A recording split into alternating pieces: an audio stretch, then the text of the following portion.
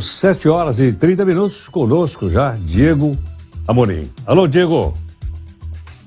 Bom dia, Heródoto, bom dia a você, bom dia ao nosso ouvinte, especialmente a Creuza, que é motorista de aplicativo, me trouxe hoje para a rádio e estava sintonizada na Nova Brasil ouvindo a gente. Como é que ela chama? Creuza. Creuza, aí, um abraço nosso todo, muito obrigado. Estou muito orgulhoso, não é, Diego? Ela disse que escuta 12 horas, que ela trabalha de motorista de aplicativo durante 12 horas por dia e todos os dias ela está na Nova Brasil, o dia todo dia, elogiou o nosso jornalismo, disse que o jornalismo é leve e ela consegue compreender. Nossa equipe toda está contente. Diego, o que é que mais um governo gosta do que paz, tranquilidade, sombra e água fresca? É isso aí, Heródoto, o governo gosta de tranquilidade para governar. Foi o que me disse ontem o ministro André de Paula, ele que é ministro da Pesca e Aquicultura, esteve aqui nos estúdios da Nova Brasil FM em Brasília ontem. Eu e Ariane Bittencourt entrevistamos o ministro e trazemos agora para o nosso ouvinte em toda a rede Nova Brasil os destaques dessa entrevista. Nós perguntamos ao ministro se este governo está de fato comprometido em fazer com que o amor vença o ódio. Eu comentei com o ministro ontem aqui, Heródoto e ouvinte, o episódio na semana passada envolvendo o senador Sérgio Moro. Também falamos de vaias que a governadora de Pernambuco, a Raquel Lira, recebeu de apoiadores do Lula num evento com o presidente na semana passada. Imediatamente o presidente Lula repreendeu ali, deu uma bronca naqueles aliados que estavam vaiando. Então esse assunto foi um dos temas aqui da nossa entrevista de ontem e nós vamos ouvir agora o que o ministro disse sobre esse assunto, por gentileza. Aqui e ali você ainda tem resquícios de uma polarização que se deu muito acentuada nas eleições. Mas eu acho que cada vez que você vai se afastando do processo eleitoral, você vai chegando a esse clima. Acho que o Brasil precisa dessa harmonia. E acho mais do que isso, acho que o governo tem mais interesse que as coisas estejam harmonizadas do que mesmo a oposição. Eu sempre digo que quem gosta de marola, quem gosta de confusão é a oposição. O governo gosta de tranquilidade para governar. Não tenho dúvida nenhuma de que nós avançamos nesse sentido. Pacificar, unir o país, não distensionar esse clima pesado da política. Aqui e ali a tensão foi tão grande que você tem uma farpa, mas há uma preocupação do presidente no sentido de que rapidamente a gente harmonize o país.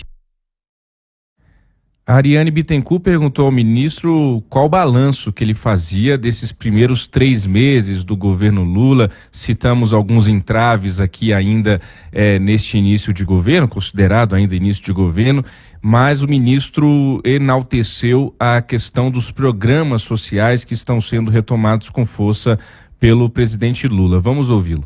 Do ponto de vista do governo, eu percebo que houve uma preocupação grande do presidente Lula de, nesses primeiros meses, fazer voltar todo esse cinturão, esse colchão de programas sociais importantes que atendem a maioria dos brasileiros que estavam de alguma forma sem funcionar. Então eu entendo que o Mais Médicos voltar foi muito importante, o novo formato do Casa Minha Vida, o novo formato do Bolsa Família, o Conselho Nacional de Segurança Alimentar, enfim. Perguntei também, Heródoto e ouvinte, ao ministro da Pesca e Aquicultura, André de Paula, se o PSD, partido dele, presidido pelo Gilberto Kassab, vai ter candidato próprio em 2026, já que o partido está crescendo muito. Olha o que o ministro nos disse. Olha, esse é o sonho de qualquer partido, né?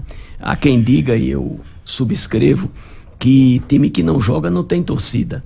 Quando você tem um candidato a presidente da República, o número da legenda está na rua, as ideias são discutidas, o programa é conhecido, enfim, o partido tem uma dimensão diferente.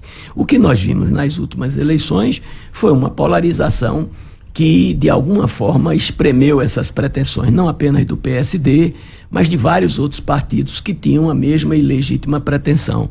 Acho que um partido forte, que tem a maior bancada do Senado Federal, inclusive o presidente do Congresso, que tem 42 deputados federais, 2 governadores e que está espalhado pelo Brasil inteiro, que se saiu bem nas últimas eleições, marcha para ter uma energia política que justifique mais à frente ter a possibilidade de ter um candidato próprio.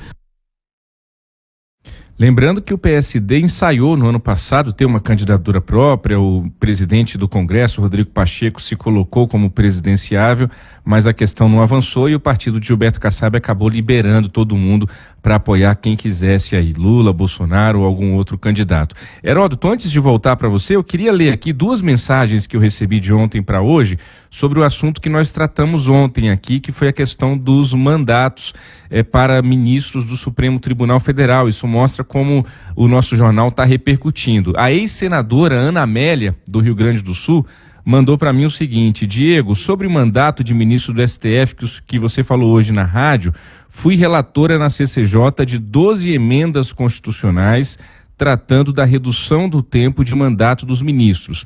Eliminei disparates e concentrei sobre a emenda sugerida por Cristóvão Buarque e outra pelo senador Lazier Martins. 10 anos foi o que propôs a senadora Ana Amélia, então senadora, e indicação por tribunais superiores e OAB, e a lista enviada ao presidente que indicaria ao Senado. Tudo isso foi aprovado, mas o Eunício Oliveira engavetou, me lembrou aqui a ex-senadora Ana Amélia. E no Instagram, um ouvinte nosso, Heródoto, o Anderson, qual é o sobrenome dele aqui para eu dizer direitinho? Anderson Sotero Bin. Ele escreveu o seguinte: vitalicidade do mandato do ministro do Supremo garante independência e que se mantenha uma jurisprudência.